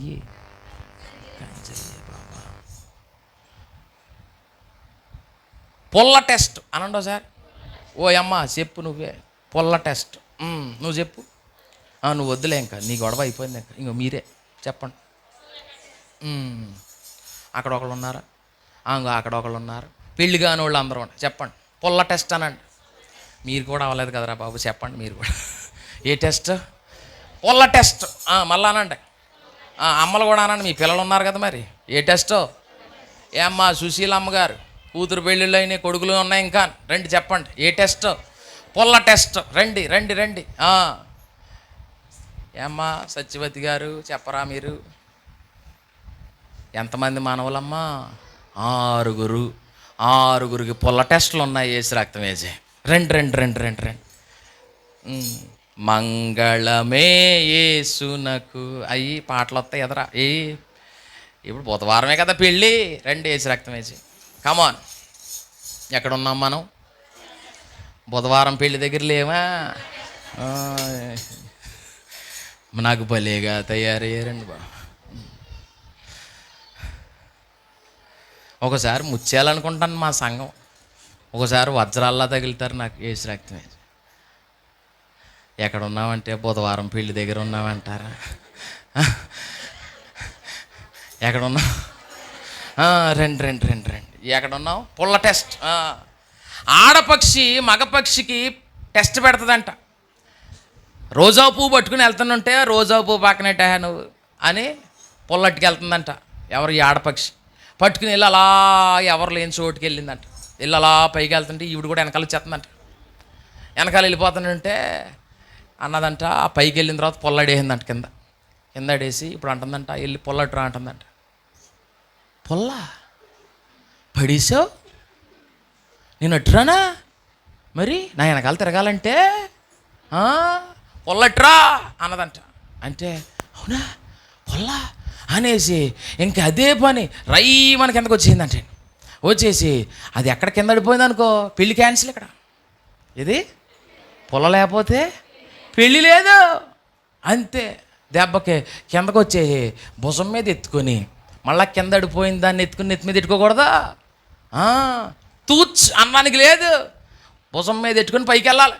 పైకి వెళ్ళి ఇదిగో పొల్లట్టుకొచ్చా, అయితే ఓకే పెళ్ళికి డేట్ ఫిక్స్ చేసుకుందాం అనుకొని రెడీ అయిపోతారు. ఇక అయితే కొద్ది రోజులు పోయాక పిల్లలు కలుగుతారు. గూడు కట్టుకున్నారు, పిల్లలు కలిగారు. పిల్లలు కలిగిన తర్వాత ఈ ఆడపక్షి ఏం చేస్తుందంటే ఈ పిల్లల్ని ఒక్కొక్కళ్ళని స్లోగా కొద్ది రోజులు అయ్యాక ఇలా తోసి కిందడేస్తుంది. కిందడేసి ఏమంటుందంటే, ఓయ్ అయ్యా ఎల్లు. ఎక్కడికి వెళ్ళనా? పిల్లలట్రా. అవునా, సరే సరే పడేసేవే మరి, నువ్వు పట్టుకొస్తావని. సరే అయితే వెళ్ళింది. ఇలా వెళ్ళి అలా భుజం మీద ఎత్తుకొని అలా తీసుకొచ్చి గుట్లెట్టింది. ఆయాసపడిపోతుంది. పెళ్ళి అంటే ఏంటనుకుంటున్నావు మరి? ఇలాగుంటుంది మరి. కొంతమందికి చేసుకునేదాకా ఆరాటం, చేసుకున్నాక పోరాటం. ఊగిలిచేస్తుందంట. ఏ అంటే మరి మరి మరి పుల్ల టెస్ట్ ఎందుకు అనుకుంటున్నావు? ఈ పిల్ల టెస్ట్ కోసం. మరి రేపు అన్న రోజు ఈ పిల్ల బయటికి మనలాగా ఎగరాలి కదా, ఎంతకాలం అని గూట్లో ఎట్టాడతావు? కుదరదు. మరి ఆ పిల్లల్ని పెద్దోళ్ళు చేసి ప్రయోజకులను చేయాలంటే నీ దగ్గర ఆనాడు సామర్థ్యం ఉంది కాబట్టి చేసుకున్నాను, లేకపోతే పెళ్ళి క్యాన్సిల్. రైట్? ఏమండి, అలా చూడగలిగితే దేవుని బిడ్డలారా కుటుంబాలు సవ్యంగా ఉంటాయి. దేవునికి స్తోత్రం చెప్పాలి. బాధ్యత ఉండదు, లెక్కపత్రం ఉండదు, ఒక నియమం ఉండదు వాళ్ళకి. పిల్లల్ని ఎలా పడితే అలా వదిలే, అది కరెక్ట్ కాదు అసలు. జాగ్రత్తగా చూసుకోవాలి. ఒకవేళ నీకు అవ్వట్లేదు అనుకో, ఎవరో ఒకరికి బాధ్యత అప్పచెప్పాలి. ఎందుకని? దేవుడు వాళ్ళని నిన్ను నమ్మిచ్చాడు వాళ్ళని. ఎస్, వాళ్ళు నీ చేతుల్లోకి వచ్చారంటే దేవుడు వాళ్ళని నీ చేతుల మీదుగా వాళ్ళు ఉన్నతమైన స్థాయికి ఎదగగలగాలి. హల్లెలూయా. పక్షిరాజు కాకులు పడతాయా, పక్షిరాజులే పడతాయా? అది లెక్క. ఈ మాట జాగ్రత్తగా గమనించండి. నీ కడుపును పుట్టినోడు ఒక లెవెల్లో ఉండాలి. అది లెక్క. ఎప్పుడు ఉంటాడు? కాకి కడుపును పక్షిరాజు పడద్దా? పుట్టదా? నువ్వు ఆ లెవెల్లో ఉంటే నీ పిల్లలు ఆ లెవెల్లో ఉంటారు. అందుకని బిల్లీ గ్రాహం ఏమంటాడంటే, ముందు నువ్వు లోబడి నీ సేవకుడికి, అప్పుడు నీ కొడుకు లోబడతాడు అంటాడు. Praise the Lord. ఆమె ఎవరు లోబడాలి? అయ్యా మీరు లోబడాలి. బిల్లీ గ్రాహం 26 కోట్ల మందికి సువార్త చెప్పిన దైవజనుడు. ఆయన అంటారా మాట, నీ ఇంట్లో సంఘాన్ని గురించి గొప్పగా మాట్లాడు, అప్పుడు రేపు అన్న రోజు నీ పిల్లలు ఎదిగి వాళ్ళు సంఘంలో స్తంభాలుగా మారగలుగుతారు. దేవునికి స్తోత్రం కలుగునుగా. హల్లెలూయా. ఏమండి, నేటి దినాల్లో పరిస్థితులు ఎలా ఉన్నాయంటే దేవుడు దేవుడు దేవుడు అంటున్నారు కానీ మొదట ఎదురుగుండా చెప్పబడుతున్న మాటలకే లోబడలేని పరిస్థితుల్లో ఉంటున్నారు. ఒక దైవజనుడు అదే దైవజనుడు అంటాడు, ఎదురుగుండా కనబడుతున్న సేవకుడు ద్వారా దేవుడు పలికిస్తున్న మాటలకు నువ్వు లోబడలేకపోతే రేపు అన్నారు దేవుడే ప్రత్యక్షమై చెప్పినా నువ్వు లోబడవు. నాకు ఇలాగే అనిపిస్తుంది, ఇలా చేస్తానంటావు అంతే. రైట్? నీకు అనిపించిందిగా చేయడం, నీ కొరకు నియమించింది నువ్వు చేయాలి. ఆమె ఎట్టుగానండి, అనిపించింది చేసిన వాళ్ళు ఎదగరు. నియమం ప్రకారంగా. నేను బయట లోకంలో ఎదుగుదల గురించి మాట్లాడట్లేదు, జాగ్రత్తగా గమనించాలి. వాక్యంలో విషయాలు మాట్లాడుతున్నాను. లోకం ఏమండి వ్యాపారం చేశారా, ఉద్యోగం చేశారా, ఏమండి పెద్ద ర్యాంక్ వచ్చిందా, ఇవి చాలామందికి వస్తాయి. ఆత్మీయంగా నీ కొరకున్నటువంటి దైవ చిత్తం, నీ కొరకున్న దేవుని ఆలోచనలు ఇవి ప్రత్యేకం. It's completely different from the world. అవి లోకం నుండి చాలా వ్యత్యాసంగా మనకు కనబడుతుంటాయి. దేవుడు చాలాసార్లు ఏమన్నా తెలుసా, లోకంలో చాలా ఘనమైనది నా దృష్టికి పెంట అన్నాడు. సింపుల్గా తీసిపడేయడు అంతే.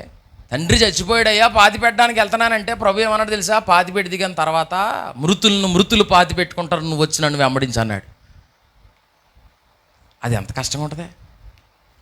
సింపుల్గా చెప్తాను మాట, ఏమంటే మీకు అర్థం అవడం కోసం నేను అన్నీ సింప్లిఫై చేస్తున్నాను కదా ఈరోజు. ఒక ఆయన సిలువ పట్టుకుని వెళ్తున్నాడంట పరలోకం. యేసుప్రభు ఏం చెప్పాడు, సిలువ పెట్టుకొని నన్ను వెంబడించాను. ఎవరి సిలువ వాళ్ళే ఎత్తుకోవాలి. యేసుప్రభు సిలువ ఆయన ఎత్తుకున్నాడు, నీ సిలువ నువ్వు ఎత్తుకోవాలి, నా సిలువ నేను ఎత్తుకోవాలి. మనం యేసుని వెంబడించాలి. వెంబడిస్తున్నారంట. అయితే ఈయన సిలువ ఎత్తుకుని వెళ్తున్నాడు. అలాగే పరలోకం వెళ్ళే వాళ్ళు అందరూ సిలువ ఎత్తుకుని వెళ్తున్నారు. ఆ పక్కన ఒక ఆయన, ఆ పక్కన ఒక ఆయన, ఆ పక్కన ఒక ఆయన, ఆ పక్కన ఒక ఆయన, ఇంకో ఈ పక్కన ఒక ఆయన, ఈ వెనకాల ఒక ఆయన, ఆ వెనకాల ఇంకొక ఆమె, ఈమె ఇలా చాలామంది వెళ్తున్నారంటే ఎక్కడికి, పరలోకానికి వెళ్తున్నారంట. ఈ లోపల ఈయన ఎక్కడ పెట్టుకున్నాడు, భుజం మీదగా. సిలువ ఎక్కడ పెట్టుకుంటావమ్మా, భుజం మీద ఎట్టుకుని వెళ్తున్నారండి. కొద్ది దూరం వెళ్ళేటప్పటికి కొద్దిగా నొప్పి వచ్చింది, జబ్బలాగుతుంది. సిలువ ఎత్తుకెళ్తుంటే జబ్బలాగదా, సుఖంగా ఉంటుంది. ఇటు ఏసీ రూమ్లో పడుకున్నట్టు ఉంటుందా, కష్టంగా ఉంది. వెళ్తున్నంటే కొంచెం కష్టంగా ఉంటే ఇదిగో చిన్న మొక్క వచ్చాడంట, రాంప పట్టుకొని తేలిక అనిపించిందంట. ఇది బాగుంది అనుకొని వెళ్తున్నాడంట. మిగిలిన వాళ్ళందరూ వాళ్ళు సిలువ పట్టుకుని వాళ్ళే వెళ్తున్నారు. రంపాలట్టు కోసుకున్నవాడు ఎవడు లేడు. సరే మనవాళ్ళు ఏమో చాలా భారంగా వెళ్తుంటే ఇతను మాత్రం తేలిగ్గా వెళ్తాడు. ఎందుకని, చిన్న మొక్క కోసుకున్నాడు కదా. సరే మిగిలిన వాళ్ళు అందరూ ఇతని దృష్టికి ఎలా కనబడుతున్నారంటే, ఎందుకురా తెంగరోళ్ళు అంత బరువు పట్టుకెళ్ళడం, ఏంటి అంత బరువు ఎందుకే, మనం చూడు సింపుల్ సులువిది అనుకొని పరిగెట్టేస్తున్నాడంట. కొద్ది దూరం వెళ్ళాడంట, అది బరువుగానే ఉంది. ఏదేది అది బరువుగానే ఉంది. మరలా రమ్మట్టు కోసాడంట. ఇప్పుడు మళ్ళీ తేలిక అనిపించిందంట, మళ్ళీ వెళ్తున్నాడు. సులువుగా ఉంది చెప్పండి, అలాగండి సులువుగా ఉంది. మరలా మిగిలిన వాళ్ళందరూ అదే బరువు కదా. మీకంటే చూడండి నేను ఎంత హ్యాపీగా వెళ్తున్నానో, జాలీగా ఉంది నాకు, హ్యాపీగా ఉంది నాకు అనుకుని వెళ్తున్నాడంట. కొంచెం దూరం వెళ్ళాడు, మళ్ళీ ఇది కష్టంగా ఉంది, మళ్ళీ కోసాడంట. కొంచెం రోజులు గడిచింది, అలాగ ప్రయాణం సాగుతుంది. ఎట్టకేలకు చూడండి ఇలాగా, ఇది భూలోకం, ఇది పరలోకం. అయితే ఈ భూలోకం దగ్గర నుండి పరలోకానికి వెళ్ళడానికి అగాధం ఉందన్నమాట. ఇక్కడ చిన్న అగాధం లాంటిది ఒకటి ఉంది. అగాధం లాంటిది ఉంటే మరి యథావిధిగా ఏం చేయాలి నానా, ఒకసారి జాషుల్రా ఏముంది ఇక్కడ, ఇది అగాధం, ఇదేంటిది భూలోకం, ఇది పరలోకం. ఇప్పుడు అందరూ వస్తున్నారు, చాలామంది ఇలా ఇలా నడుచుకుంటూ వస్తున్నారు. ఎలా వస్తున్నారు అందరూ, తమ సిలువ ఎత్తుకొని మోసుకుంటూ వస్తున్నారు. వచ్చిన వాళ్ళు ఇదిగో రావడం వాళ్ళ సిలువను, వేరే వాళ్ళు కూడా చెప్తున్నాడు, వాళ్ళ సిలువను ఇలా వేసుకొని ఇది ఈ భూలోకానికి పరలోకానికి అనుకూలంగా ఈ మధ్యలో వారధి ఏంటి, సిలువే, బ్రిడ్జ్ ఏది, సిలువే. ఈ సిలువ వేసుకొని దాని మీద నుండి చక్కగా నడుచుకుంటా పరలోకం వెళ్ళిపోయారంట. ఇంకొక ఆయన వచ్చాడు, ఆయన సిలువ ఉంది కదా, అది కూడా పట్టుకుని వచ్చాడు, వారధి వేసుకున్నాడు, వెళ్ళిపోయాడు. ఇంకొక ఆయన సిలువ ఉంది, ఆయన వచ్చాడు, వెళ్ళిపోతున్నాడు. ఈ లోపల మరి ఈయన ఉన్నాడు కదా, కోసేసుకున్న ఆయన ఉన్నాడే, చిన్న మొక్క కోసేసుకున్నాడే, ఆయన వచ్చి వేసాడు.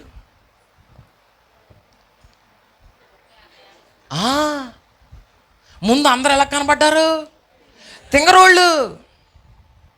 ఈయన ఎలా ఉన్నాడు, తెలివైనోడు. కానీ ఇప్పుడేమో అర్థమైంది, అందరినీ తింగరోడు అనుకున్నాను, నేను పెద్ద తింగరోడిని అయిపోయాను. ఏదేదో అనుకున్నాను నేను, సులువు చేద్దాం. బైబిల్ ఎప్పుడు సులువు లేదు, బైబిల్ ఎప్పుడు కష్టమే నేర్పింది. బైబిల్ ఎప్పుడు ఇరుకు మార్గానే వెళ్ళు, విశాల మార్గాన్ని 100 మంది వెళ్తారు.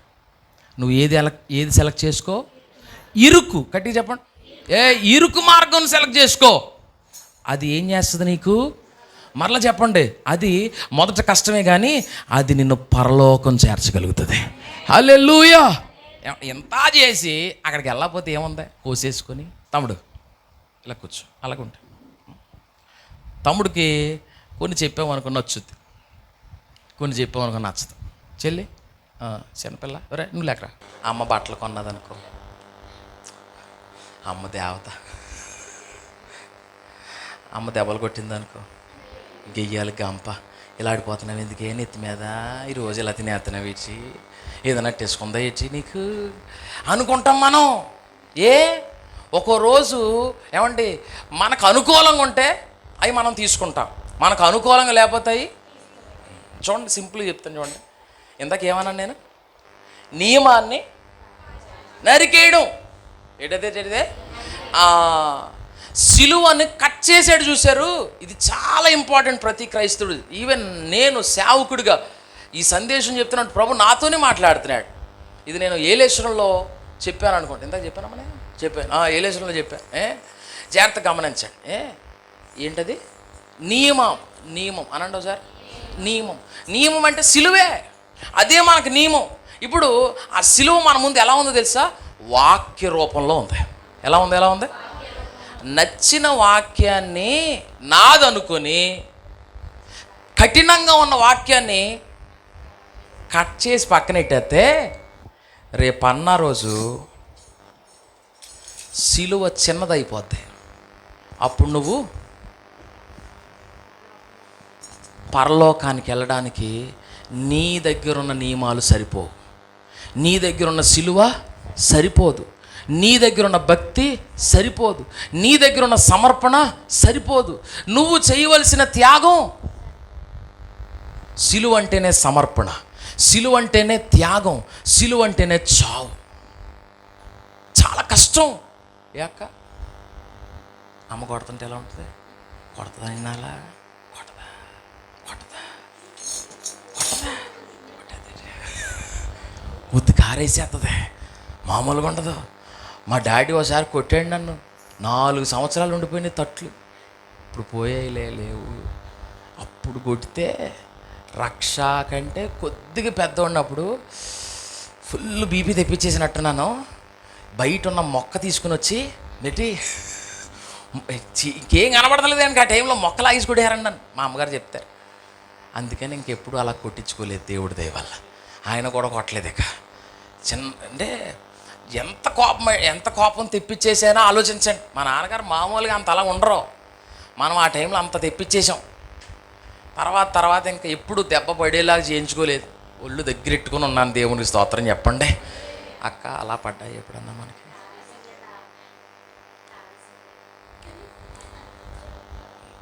అమ్మ మీలాంటి సాక్ష్యాలు చెప్తే ఆ పిల్లలు ఇంకేమైపోతారు తల్లి. ఏదో చిన్నగా పక్కన ఉంటావు, కవర్ చేస్తాం అనుకుంది ఆ పిల్ల, మొత్తం బయట ఎట్టేసి వేసి రాత్రి వేసి తండ్రి ఎలా కూర్చో పిల్ల, ఇలా చూడండి. మనకే ఓయ్ ఏమన్నాను? నచ్చని కట్ చేయకు, నచ్చినా నచ్చపోయినా సిలువెత్తుకొని వెంబడించంతే. దీవెన వాక్యాలన్నీ మనం మనయ్యే అనుకుంటాం. ఇదిగో ఇలా చెయ్యి అని అన్నాం అనుకో, నచ్చదు మనకి. కానీ మాట చెప్పనా మీకు, ఆ నియమం కింద దేవుడు ఒక పెద్ద దీవెన దాచి ఉంచుతాడు. నువ్వు అది చేయి, నువ్వు చాలు. ప్రభువా నన్ను అబ్రాహ్ము నన్ను దీవించు అనలే. విడిచిపెట్టాడు, దీవించాడు అంతే. సిలువెత్తుకొని వెంబడించు. ఎస్, వదులు, దీవెంతాడు. నువ్వు పట్టుకో, లేదు. అలాగే చూడండి, ఏంటది? సిలువ కొయ్యొద్దు. దేవుని బిడ్డలారా, సినిమాలా పర్లేదు, అబద్ధాలా పర్లేదు, వాస్తా పర్లేదు. నువ్వు అలా పర్లేదు అనుకుంటా చాలా నియమాలను ఏం చేసావు?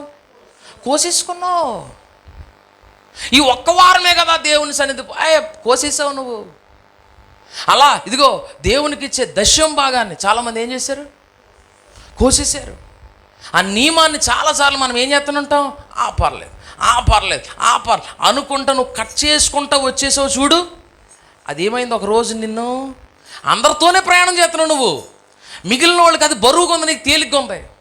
ఎస్, తేలిగ్గానే ఉంది, కానీ అది కాదు భక్తి. దేవుడు చెప్పాడు, నీ సిలువెత్తుకో. అది కష్టంగా ఉంటుంది, అది ఇబ్బందిగా ఉంటుంది. కొన్నిసార్లు కడుపు కట్టుకోమంటాడు దేవుడు, కట్టుకో. కొన్నిసార్లు ఉపవాసాలు అంటాడు, కొన్ని రోజులు జాగారం ఉండంటాడు, కష్టం చెయ్యాలగా. చాలా ఇబ్బంది ఉంటుంది చెయ్యాలాగా, కానీ ఫలం చూడబోతున్నావు. హల్లెలూయా. దేవుని బిడ్డలారా, ఇవన్నీ ఎందుకో చెప్పనా? దేవుడు నిన్ను ఆ చోట ఉంచాలనుకున్నాడు. ఎస్, నువ్వు చాలా హైయెస్ట్ పొజిషన్లో దేవుడు ఉండాలని కోరుకుంటున్నాడు. నీ కొరకు మంచి ఆలోచన ఉంది కాబట్టే ఇదిగో నిన్ను దేవుడు ప్రతినిత్యం సరిచేస్తుంటాడు. ప్రతిసారి నీతో మాట్లాడుతున్నాడు, నిన్ను గద్దిస్తున్నాడు. ఇదిగో తండ్రి తనకిష్టమైన కుమారుణ్ణి గద్దించి శిక్షించును. ఇష్టం, నువ్వు ఎలా పోతా నాకు ఎందుకు అనుకుంటే ఎవరికి చెప్పాలి మనం. ఏమంటావు? అక్క, అమ్మ, చెల్లెమ్మ, అంతేనా? నీ కొడుకుని ఎప్పుడన్నా ఏమన్నా అన్నావా? ఎందుకన్నా? కొడుకు కాబట్టి. ఈ పిల్లని ఏమన్నా అన్నావు ఎప్పుడన్నా? ఏమన్నా?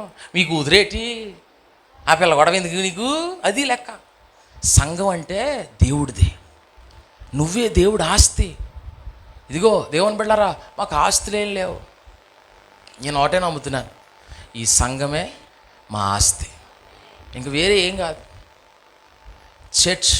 చర్చ్ అంటే మీరు అనుకున్న స్థలం అనుకున్నారు. స్థలాలు కాదా, మీరే మా ఆస్తి. మాకు ఇంక వేరే ఏది కాదు. ఆస్తుల కోసం లేదు, మేము మా దృష్టి వాటి మీద లేదు అసలు. ఏమండి, మొదట అదే దృష్టి, ఇప్పుడు అదే దృష్టి, రేపు అనారోజు పోయేటప్పుడు కూడా అదే దృష్టి. ఒక్కటే దర్శనంతో మేము మొదలయ్యాం. ఏంటంటే ఇదిగో ఈ సంఘం, ఈ దేవుని సంఘం, ఇది ఒక రోజున నిజంగా దేవుడిదే కనుక ఆ దేవుడి దగ్గరే ఉండాలి.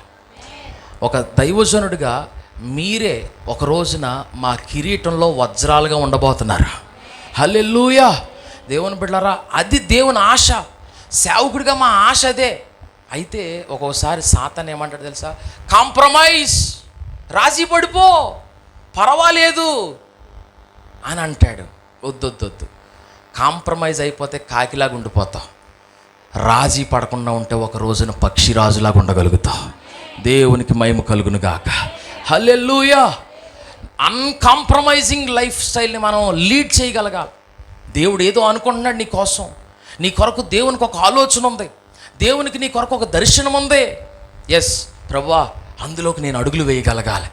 నేను నిజంగా చెప్తున్నాను దేవుని బిడ్డలారా, నా సొంతంగా తొందరపడి ఏమండి ఎప్పుడైనా 1-2 ప్రసంగాలు నేను చెప్పి ఉండాలేమో, కానీ ఎప్పుడైనా మరలా చెప్తున్నాను, ఎప్పుడైనా 1-2 ప్రసంగాలు ఎప్పుడైనా నా టంగ్ స్లిప్ అయిపోయేదనో మాట రావాలి. కానీ నేను మరలా చెప్తున్నాను, ఒక దైవజనుడిగా తొందరపడి నేను మాట్లాడను. నాకేం ఉపయోగం ఉండదు. దేవుని మాట మోసేవాళ్ళం కదా మేము, వేరే మాట మోస్తే మాకే నష్టంగా, అంతే కదా. ఏమంటే ఎప్పుడన్నా అలా తప్పిదో నేను ఎప్పుడన్నా చేసిన వెంటనే పిలిచి క్షమాపణ అడిగేస్తాను.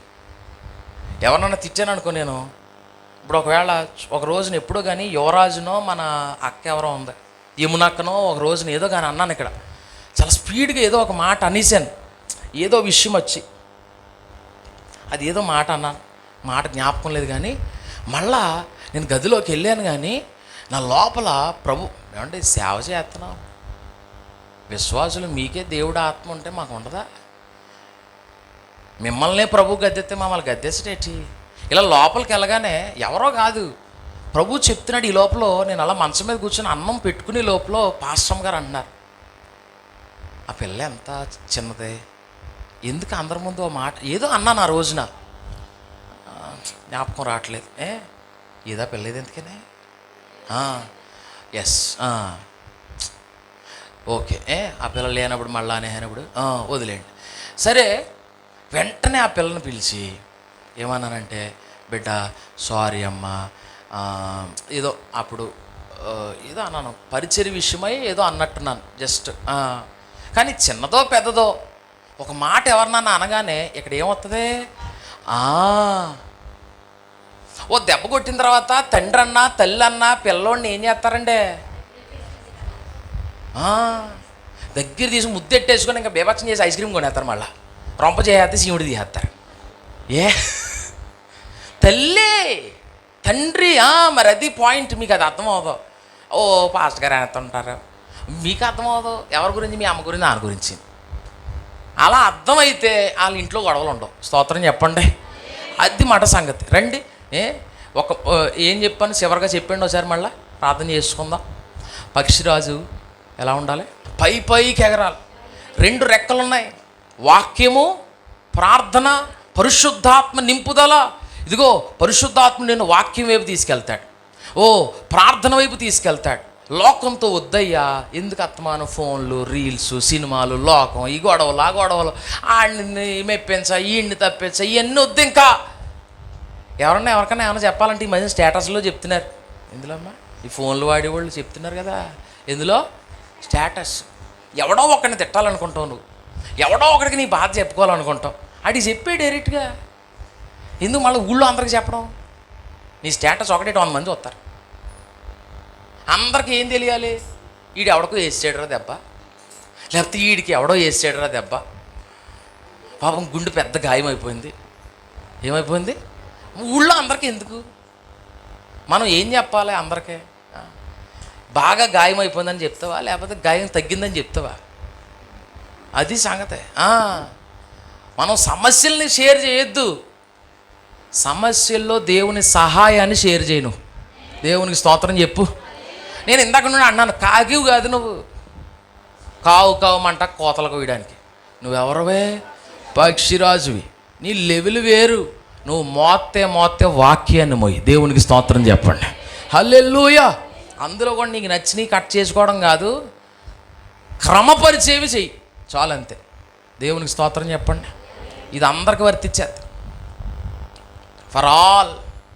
యవనస్తులకి, చిన్నపిల్లలకి, వెనకాలన్న ఆడవాళ్ళకి, ఫోన్లు వాడుతున్న వాళ్ళు అందరికీ స్తోత్రం చెప్పండి. భక్తులందరూ వందనాలు చెప్పండి ఒకసారి దేవుడికి. యేసయ్యా, మేము పక్షిరాజుల్లాగా మారిపోవాలయ్యా. ఆమె దేవుని మిమ్మల్ని చూస్తే మీ లెవెల్ వేరేగా ఉండాలి. ఏమండి? హోలీ టెంపుల్ బిడ్డలో, యేసయ్య బిడ్డలో, ఇదిగో మన గురించి ఒక చక్కని విధానం ప్రజల్లోకి అలవాటు అవ్వగలగాలి. దేవా, మాకు అటువంటి కృప కలుగును గాక. హల్లెలూయా. కాకి కకృతి పడినట్టు నువ్వు పెంట కకృతి పడకో. దేవుడు నీకు ప్రియమైన జీవితాన్ని ఇవ్వబోతున్నాడు. చాలా విలువైనది ఉంది. ఎందుకు నీ విలువ తగ్గించుకోవాలి? నీ దర్శనాన్ని ఎందుకు తగ్గించుకోవాలి? నీ సమర్పణను ఎందుకు తగ్గించుకోవాలి? సిలువ కొయ్యకు, కష్టమైన మొయ్యి, ఇబ్బంది అన్న మొయ్యి. నీ వెనకాల 100 మంది వస్తారు. కష్టం అన్న నిలబడ్డాడు, శ్రమ అన్న నిలబడింది. కొన్నిసార్లు దేవుడు చెప్పే మాటలు కష్టంగానే ఉంటాయి. నేను ఇందాక అన్నానే, చెప్తూ ఆపేనే, ఆ తండ్రి ఆ పిల్లోడి కోసం ఏడుస్తున్నాడని. ఆ తండ్రి పిల్లవాడి కోసం ఏడుతుంటే ప్రభు నాతో ఏం చెప్పాడు తెలుసా? అప్పుడు పాస్టమ్ గారు హాస్పిటల్లో స్కానింగ్ రూమ్లో ఉన్నారు. అప్పటికే ఆవిడ భయంకరంగా విలవిల్లాడిపోతుంది, ఇబ్బందిగా ఉన్నారు. ఎవరు లేరు ఆవిడతో, నేనే ఉన్నాను, ఇద్దరమే ఉన్నాం. ఈ లోపల పాస్టమ్ గారు మీరు అలా వెళ్ళండి, నేను ఈ లోపల ఇక్కడ ఉంటానని అతని కోసం ప్రార్థన చేస్తున్నాను. విషయం తెలియగానే నిజానికి పాస్టమ్ గారి కోసం ప్రార్థన చేస్తాను ఆ పరిస్థితుల్లో, ఎందుకంటే లోపల పరిస్థితి బాగోలేదు. అయితే ప్రభు చెప్తున్నాడు ఏమనంటే, అతని కోసం ప్రార్థన చేయి, వెళ్ళి చెప్పమంటున్నాడు. ఎలా చెప్తాను? వాళ్ళు ఎవరో మనకు తెలియదు, ఏం పరిస్థితి తెలియదు. ఏదో మధ్యలో ఎంక్వైరీ చేశాను చిన్న విషయం, అసలు ఏంటి పరిస్థితి అని. ఎలా చెప్తాను ప్రభు, వాళ్ళు ఎవరో తెలియట్లేదు, నాకు ఏం చేయమంటావు అంటే, లేదు వెళ్ళి చెప్పమన్నాడు అంతే. ఈ లోపల ఓ పాస్టర్ గారు కనబడ్డారు, వచ్చి కూర్చున్నారు. ఓ మాట అంటున్నారు, ఏమనంటే, తమ్ముడు నేను సేవకి వెళ్ళాల్సి ఉన్నదే, అయితే ఈ లోపల నేను చేయను అని మొత్తం మొరాయించాను, ఆటో నడుపుకుంటాను నేను. అయితే ఏమైంది, భయంకరమైన పరిస్థితి ఏర్పడింది. నేను ఒక మాట అనమాట, అన్న ఇదిగో పక్కన ఆయన వాళ్ళ అబ్బాయి ఇలా సాగుబతుల మధ్యలో ఉన్నాడు అన్న అంటే, యాక్సిడెంట్ అయిందని అంటే, ఆయన అంటాడు, తమ్ముడు ఈ యాక్సిడెంట్ మాట అలా ఉంచు, నాకైంది యాక్సిడెంట్. ఆటో పిల్టీలు కొట్టి ఇలా మనిషిని పైకి ఎగిరిపోయి ఇలా వచ్చి పడ్డాను. ముఖం నేరుగా వచ్చి నేలకు తాగితే ఈ బుర్ర పగిలిపోయింది తమ్ముడు. ఇక్కడెక్కడ జాయిన్ చేసుకోనంటే, రాత్రికి రాత్రి నన్ను హైదరాబాద్ అంబులెన్స్లో తీసుకెళ్ళిపోయారు. అక్కడ కూడా నన్ను ఎవరో పట్టించుకోని పరిస్థితుల్లో ఉంటే, ఆ మరణ పడక మీద ప్రభు నాతో మాట్లాడుతున్నాడు. అయ్యా, ఎన్నిసార్లు చెప్పాను నీకు, సైతాను నిన్ను ఇదిగో ఇదే అవకాశం అని దెబ్బతీయడానికి చూశాడు. ఇది కొట్టింది నేను కాదు, వాడు. ఇప్పుడు కన్నా మించిపోయింది లేదు అని ప్రభు మాట్లాడుతున్నాడంట.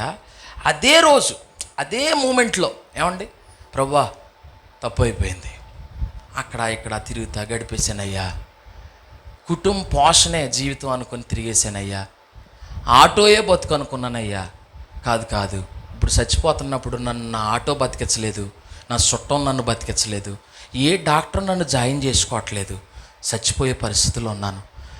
అతనికి కొనువుపురు ఉంది, ఆలోచనలో వస్తుందంట. అది మరలా మనిషి మీరు అనుకోవచ్చు దళబద్దలాచిపోతే ఎలా మాట్లాడతాడని, ఆలోచనల్లో ఆ విషయాన్ని తలంచుకుని ఉంటే ప్రభుతో చెప్తున్నాడంట, అయ్యా నిజంగా నేను బతికితే నీ సేవ చేసుకుంటాను, ఇంక వేరే వేటి వైపు వెళ్ళను అని తీర్మానం తీసుకున్నాడంట ఆ రోజు.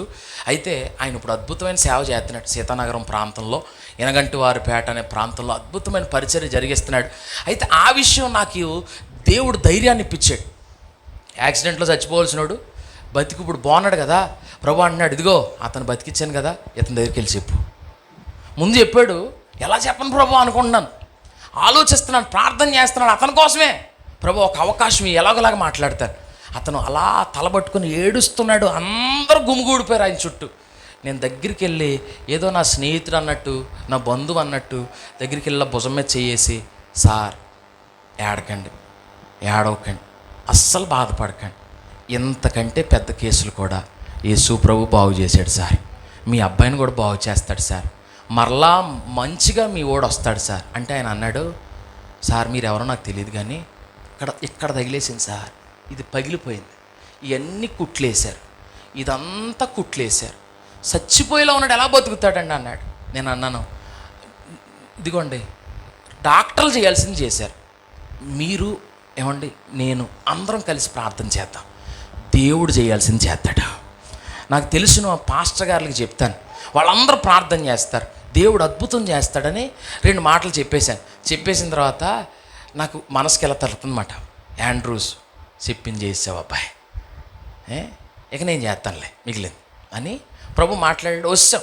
పాస్టమ్ గారు ఇది అన్నారు కదా, ప్రెగ్నెన్సీ టెస్ట్కి వెళ్ళారు, వచ్చేసి ఏమండి వెళ్దామన్నారు. నేను అన్నాను, నేను చెప్పాల్సింది ఉంది కదా, మరి అది జరగకముందు మాట ఆవిడేమో బాగా ఇబ్బంది పడిపోతుంది, ఇదని సంగతి చెప్తే నా నొప్పులు ఎప్పుడు ఉండేవి కానీ నేను ఆ మూల కూర్చుంటాను, నేను ప్రార్థన చేస్తాను, ఆయనకి వెళ్ళి చెప్పండి అని అన్నారు. సరే చెప్పాము. దేవుడు తర్వాత రోజు తెలియజేసిన సాక్ష్యం ఏంటంటే, కోమాలోకి వెళ్ళిపోయిన కుర్రోడు బయటకు వచ్చి మాట్లాడాడు. దేవునికి స్తోత్రం కలుగునుగా. చెప్పిన పని జరిగింది. దేవుని బిడ్డలారా, కొన్నిసార్లు కష్టంగానే ఉంటుంది దేవుడు చెప్పిన మాట. ప్రభు ఇంకోటి విధంగా కూడా చెప్పాడు, అందరూ ఉన్నారు కదా కాలేజీ కుర్రలు, ఒక్కసారి వెళ్ళి చెప్పచ్చు కదా అన్నాడు. ప్రభు అందరూ చాలా పరిస్థితుల్లో ఉన్నారు. నేనేం చేయనంటే ఇద్దరిని కలిసి నింపాదిగా చెప్పడం మొదలెట్టాను. వాళ్ళు చెల్లాయి కనబడితే ఆ అమ్మాయికి చెప్పాను, ఇంకొక 2 కుర్రలు వాళ్ళకి చెప్పాను, తమ్ముళ్ళు ఇదిగో మీరు అందరూ డాక్టర్లే, మీకు చెప్పేటవాడిని కాదు కానీ డాక్టర్లు కూడా చేతులు ఎత్తేస్తున్నారు కదా తమ్ముడు, ఒక్కసారి దేవుడికి ప్రార్థన చేయండి తమ్ముడు అని నింపాదిగా చెప్తుంటే, అవునన్నా నిజమే, మేము చేసాం కానీ పని అవ్వట్లేదు, దేవుడే కథలకి తీసుకొస్తున్నాడు. మీకు కూడా చెప్తున్నాను, ఆ అబ్బాయి పేరు తిరుమలేష్. ప్రభు గొప్పగా ఆ బిడ్డను దర్శించునుగాక. హల్లెలూయా. ఏమండి మీకు చెప్పేది ఏంటంటే, ప్రభు మనల్ని వాడుకుని ఏదో ఒకటి చేస్తాడు. ఎందరో జీవితాలు నిలబడబోతున్నాయి. దేవుని బిడ్డలారా, మనం పక్షిరాజులుగా ఎగరబోతున్నాం. మన చదువులు గొప్పగా ఉండబోతున్నాయి, మన ఉద్యోగాలు గొప్పగా ఉండబోతున్నాయి, మన వ్యాపారాలు గొప్పగా ఉండబోతున్నాయి. ఇదిగో వీటన్నిటికంటే ముఖ్యంగా మన కుటుంబాలు బాగుండబోతున్నాయి. దీనంతటికంటే గొప్పగా దేవుడు మనల్ని పరిశుద్ధతలో కూడా ఆ స్థాయిలోకి తీసుకుని వెళ్ళబోతున్నాడు. వీటన్నిటికంటే మించి ఆయన రక్షణ అనేక మందికి పంచడానికి దేవుడు మనల్ని వాడుకోబోతున్నాడు. ఆమేన్. మరెన్నో వీడియోస్ కోసం మా ఛానల్ని సబ్స్క్రైబ్ చేసి ఏ ఒక్క వీడియోని మిస్ కాకుండా చూడాలంటే పక్కనే ఉన్న బెల్ ఐకాన్ని యాక్టివేట్ చేసుకోండి.